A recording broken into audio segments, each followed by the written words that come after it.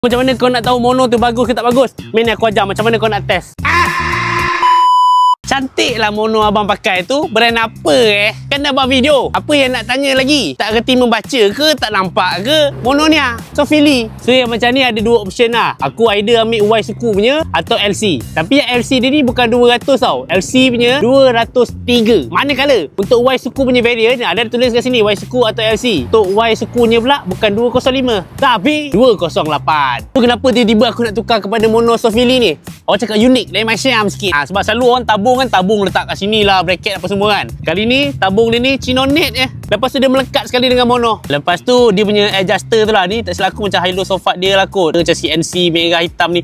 Orang daripada jauh tengok, wih Sofili siap. So mana kau nak dapatkan mono yang comel dan cantik, elegan, bergaya dan nampak moden ni? Kau pergi dekat mana-mana dealer sah ataupun kau pergi je dekat Sofili punya TikTok ke apa kan. Beli aja. Pastikan yang original lah.